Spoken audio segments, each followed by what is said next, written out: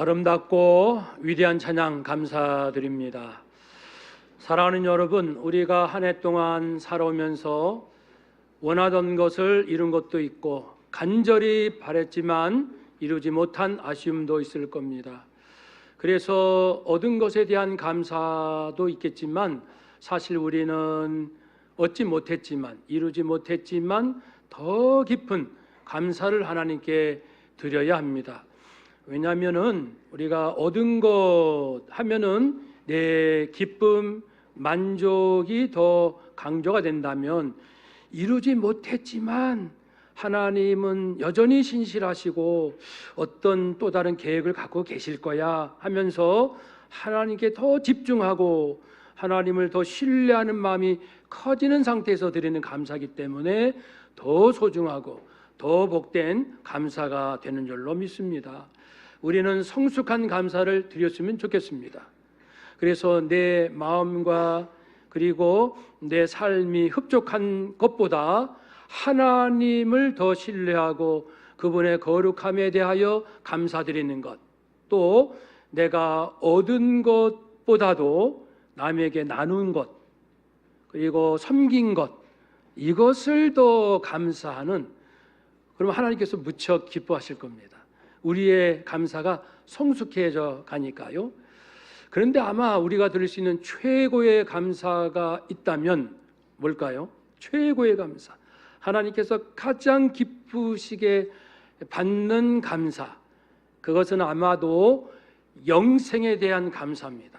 내가 영원한 생명을 받은 이 일에 대하여 하나님 앞에 한없이 드리는 감사, 눈물로 찬송으로 감사하며 드리는 그런 감사를 우리가 드렸으면 좋겠습니다.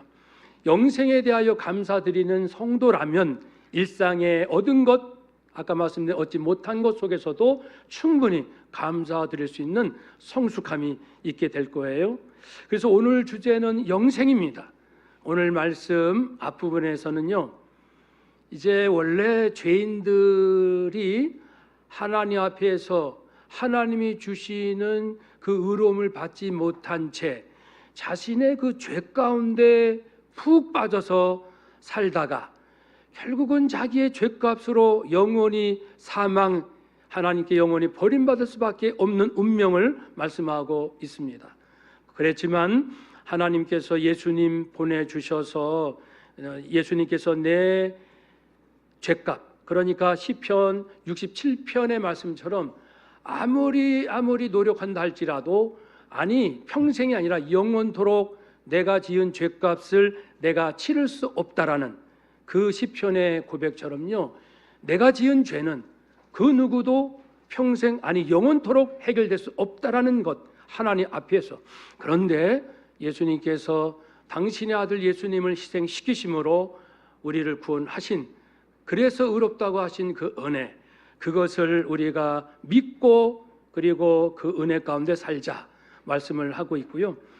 그래서 20절에 보시면 너희가 죄의 종이 되었을 때 하나님이 주신 의에 대해서 자유롭다는 것은 그것과 멀리 떨어져서 죄 가운데 죄의 노예가 돼서 끌려다니지 아니했느냐.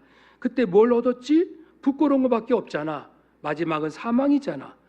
세상 사람들 눈에는 뭔가를 이루었다, 화려하다, 성공했다, 그런데 하나님 보실 때는 온통 영원한 죽음의 일을 죄밖에 없는 거예요. 그런 것을 이제 말씀하고, 그러나 이제는 우리가 죄로부터 해방되고 우리 힘으로는 안 된다고 했죠. 그리스도의 희생으로 하나님의 약속, 하나님의 그 선하신 언약에 따라서 믿음을 통하여 죄로부터 해방은 우리가 내 안에 죄성이 완전히 사라졌다라는 개념이 아니고, 여전히 우리는 죄성이 있으나 우리의 죄로 인한 마지막 형벌, 정죄라는 것은 하나님만이 하시는 거예요. 영원히 우리가 이제 죄 가운데, 심판 가운데, 형벌 가운데 떨어질 수밖에 없는 자다라고 땅, 이게 정죄, 하나님이 정죄하십니다. 근데 우리는 더 이상 정죄받지 않는 자로 하셨다는 의미에서 죄로부터 해방되어 하나님께 종이 되고 종은 주인을 따라가는 거예요. 자기 자유를 말하는 게 아니에요. 그래서 하나님, 제가 무엇을 할까요? 이것은 자유의 억압이 아니고 진정한 자유, 거룩한 자유, 하나님 차원의 자유에 이르는, 이것을 모르니까 세상 사람들은 자꾸만 자기 마음대로 하겠다는 것을 아주 고귀한 가치로 내세우는데, 하나님 모르니까 그러는 거예요. 하나님 아는 사람들은 자발적으로 하나님, 제가 어떻게 할까요? 라고 묻거든요. 근데 사람들은 내가 뭘 했으면 좋을까? 라는 것을 중시하죠. 하나님께 이제는 우리가 종이 되어 거룩함, 즉 하나님께서 생각하시고 하나님께서 그려놓으시고 계획하시고 이루고자 하시는 그 하나님의 세계, 이 세계, 이 거룩함에 이르는 열매, 그러니까 내 인생, 내가 원하는 인생이 아니고 하나님께서 나를 통하여 이루고자 그렇게 애쓰시는 그것이 이루어지는 열매, 이 거룩한 열매. 그래서 우리는 거룩한 백성, 성도, 우리가 읽는 이 책은 성경 아니겠습니까? 성도가 성경을 읽고 그러니까 거룩한 삶을 살아가는 것, 하나님이 원하시는 그런 삶입니다. 그렇게 사는 마지막은 영생입니다. 영원히 사는 겁니다. 23절, 죄의 삭은 사망이요. 죄를 지으면 값을 치러야지요. 모른 척 한다고 없어지나요? 하나님은 불꽃 같은 눈동자로 내가 어디를 가든지 앉든지 서든지, 내가 여기 가든지 저 땅끝까지 가든지 저 바닷속에 가든지 거기까지 다 따라오시는 분, 거기 이미 계신 분, 피할 수 없는데, 그러니 죄값을 치러야죠. 하나님께 이제 형벌받아 영원한 분리, 죽음인데, 그러나 하나님의 은사, 하나님께서 거저 주시는 은혜, 선물이, 하나님이 주신 선물은 우리 아무 공로 없으나 예수 그리스도를 믿는 자, 믿음 안에서 얻는 영생이니라. 근데 사실 우리가 영생을 많이 말들을 하지만 감히 이렇게 좀 잘 와닿지도 않고, 영원히 살아 믿습니다, 어느 정도에 멈추는 것 같아서 안타깝습니다. 하나님 입장에서는 이걸 줬다고 그렇게 좋아하시고 막 기뻐하시고, 그런데 우리는 조금 감사하고 다른 쪽에 이렇게 마음을 두고, 그래서 이 시간 이제 짧게나마 영생이 주는 메시지를 나누겠습니다. 영생. 첫 번째 메시지는요, 이미도 나누었지만 우리의 공로와 자격으로 얻은 것이 아니고 예수 그리스도의 희생으로 우리가 거저 얻었습니다. 하나님께서 세상을 이처럼 사랑하사 하나님이 죄인들을 사랑하셨대요. 독생자를 주셨어요. 그건 희생입니다. 죄인들을 사랑하사 자기 아들을 희생시키셔서 멸망치 않고 영생을 얻게 하려 하심이라. 그러니까 영원한 생명을 주기 원하셨던 하나님, 대가는 자기 아들 희생, 사랑은 희생입니다. 한번 더 합시다. 사랑은 희생입니다. 우리는 사실 희생이란 말을 쓸 자격은 없어요. 희생은 예수님이 하신 거고요. 우리는 저주받아 마땅한 쇳덩어리가 나 좀 희생했어, 어떻게 감히 이 희생이라는 단어를 쓸 수 있겠습니까만은, 그러나 이제 우리가 일반적으로 삶을 나눈다는 의미에서 사용해 봅시다. 사랑은 희생입니다. 남편이 아내를 사랑한다, 아내가 남편을 사랑한다, 그럼 서로를 희생한다는 거죠. 부모가 자녀, 자녀가 부모를 위하여 희생한다는 겁니다. 그래서 이 희생으로 우리가 받은 영생이니, 영생하면은 겸손하고 감사, 그 무엇을 따질 필요도 없이 영생 하나만으로 절대 감사할 수 있는 그것이 영생의 첫 번째 메시지입니다. 뭘 더 원하십니까? 라고 우리는 얘기할 수 있어야 돼요. 여보, 뭘 더 원해? 물론 원하는 거 많죠. 이것도 해야 되고 저것도 해야 되고, 그걸 무시한다는 말씀이 아니고, 영생 앞에 서니 우리가 뭘 더 그거 없어서 뭐 괴롭다, 그거 없어서 나 힘들다, 그런 얘기 할 수가 없다는 겁니다. 그 정도로 영생은 우리에게 절대 감사의 이유가 되는 거죠. 절대 만족의 이유가 되죠.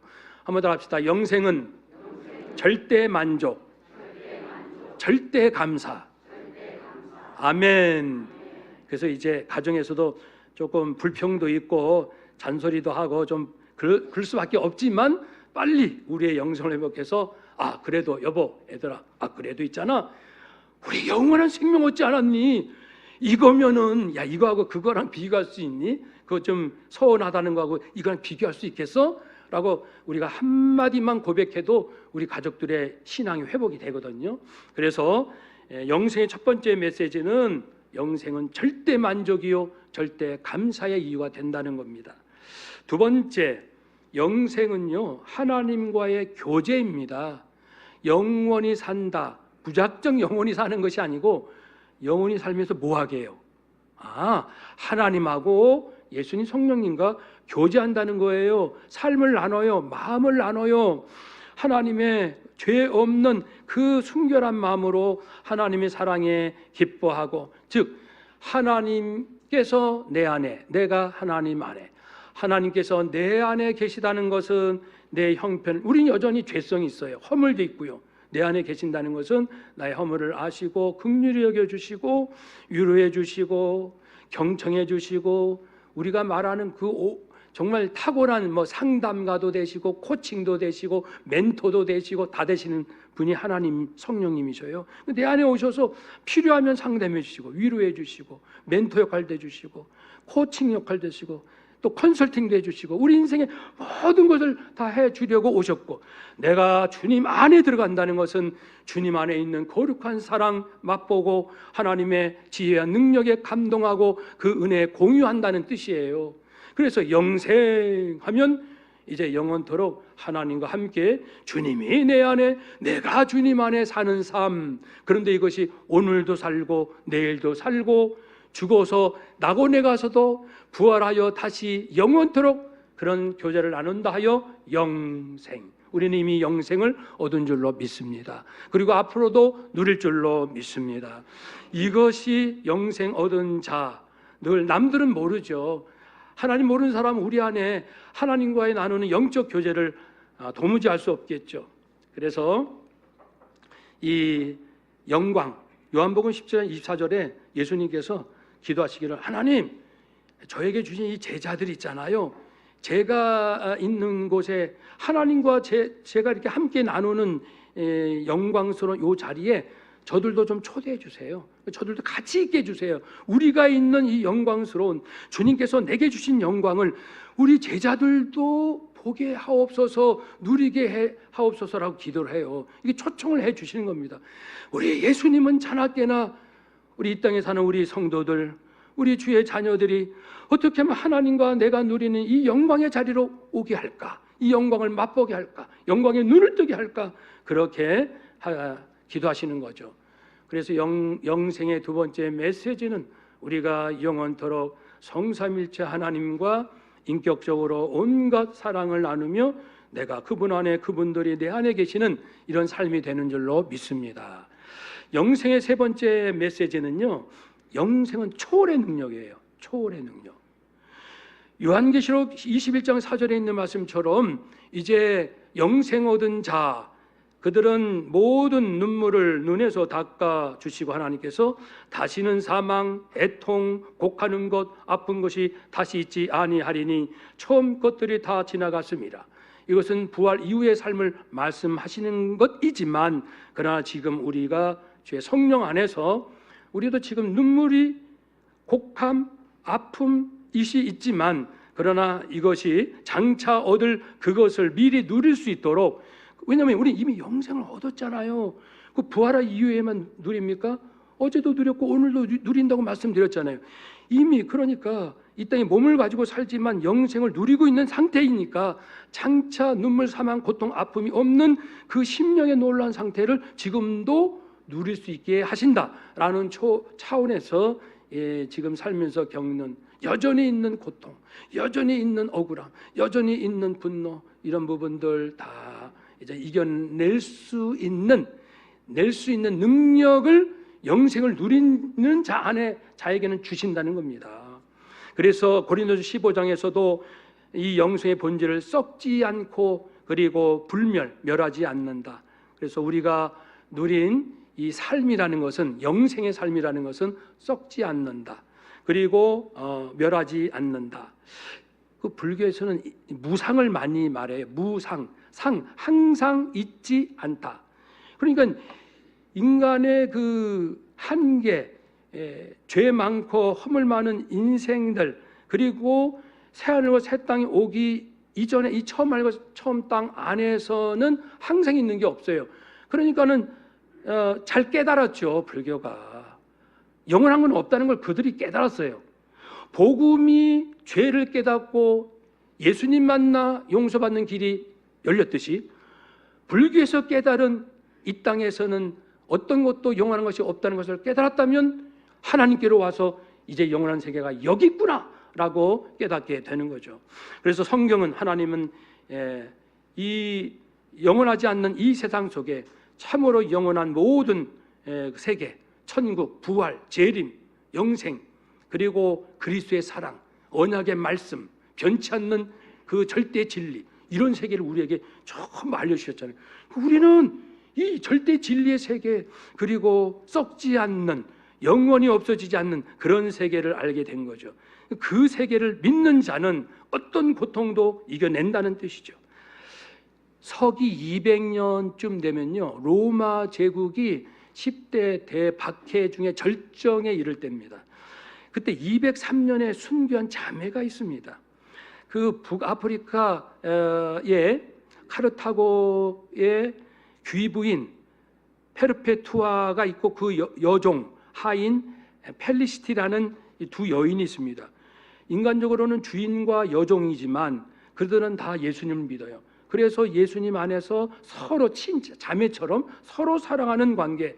우리는 이런 계급을 초월하니까요. 있지만 초월하잖아요. 그렇게 사랑하는 두 분의 관계였는데 신앙으로 붙잡혀서 감옥에 갇히고 아주 잔인한 그런 그 신문을 받습니다. 그리고 이제 그 주인인 페르페투아는 감옥에 있는 동안에 이 사다리가, 환상을 보는데 사다리가 쫙 열리면서 천국에 이르는 그런 모습과 천국의 한 부분을 보게 됩니다. 보여주시니까 보는 거예요. 환상은 보여주시니까 보는 거지 내가 만들어내서 보는 게 아니에요. 하나님 음성도 들려지니까 듣는 거죠. 내가 듣는 게 아니죠. 그러니까 이 사닥다리 천국을 본 이후에 정말 천국이, 이미도 믿었지만 천국이 있고 우리 예수님 그 안에 계시고 확신에 차서 더 기쁨이 넘치는 거예요. 그러니까 돈이 많아야 기쁜 게 아니고요, 천국을 봐야 기뻐요. 한번 따라 합시다. 하나님, 천국을 믿게 하옵소서, 누리게 하옵소서. 아멘. 하나님께서 저에게 주신 특별한 은혜 중에 하나는, 천국을 저는 영적으로 본 경험은 없지만 본 사람 못지않는 확신과 그 안에서 누릴 기쁨을 누린다는 거 있습니다. 하나님께서 제게 주신 선물이에요. 선물. 이 선물은 벌써 오래전에 주셨거든요. 30년도 더 전에 주셨어요. 그럼 매일같이 천국에 사는 거예요. 저는 이 땅에도 살지만 심령은 천국에도 살고, 천국 예수님 계시잖아요.